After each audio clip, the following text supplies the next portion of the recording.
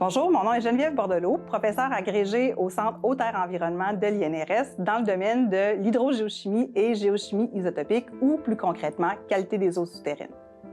Pourquoi j'ai choisi ce domaine-là de recherche? Ce qui était clair pour moi en terminant mon bac, c'est que je voulais travailler en environnement. L'environnement, c'est vaste. Il a fallu que j'explore un peu différentes thématiques pour finalement, au fil de rencontres et d'opportunités, finir par travailler sur les eaux souterraines. Puis une fois que j'ai découvert les eaux souterraines et leur importance comme ressource, il m'est apparu clair que c'était une thématique porteuse parce que, entre autres, il y a 10 des Québécois environ qui sont approvisionnés en eau potable par les eaux souterraines. Plusieurs d'entre eux, c'est par des puits privés qui peuvent être vulnérables à la contamination. Donc, pour moi, c'était une thématique de recherche qui était vraiment importante. Mes motivations au quotidien, c'est premièrement d'apprendre, toujours. Tous les jours, on apprend des choses. C'est aussi de résoudre des problèmes dans tous les projets de recherche qu'on a. On a toujours des petits micro-problèmes à tous les jours. Puis de réussir à résoudre ça avec les membres de mon équipe et avec mes collègues, ça me motive vraiment beaucoup.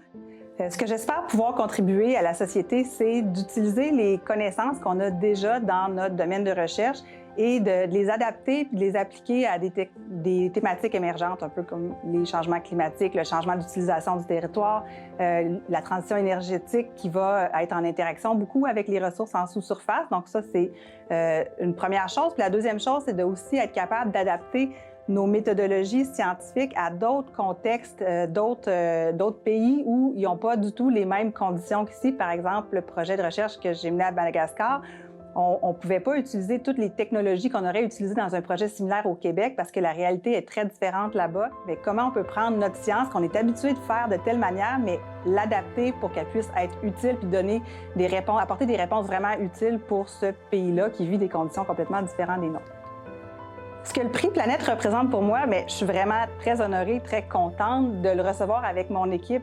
Pour moi, c'est une reconnaissance du travail que toute mon équipe de recherche a fait dans le projet qu'on a eu à Madagascar qui portait sur la contamination des puits d'eau potable pendant les inondations puis la perte de terres agricoles aussi liée aux cyclones puis aux inondations en contexte de changement climatique.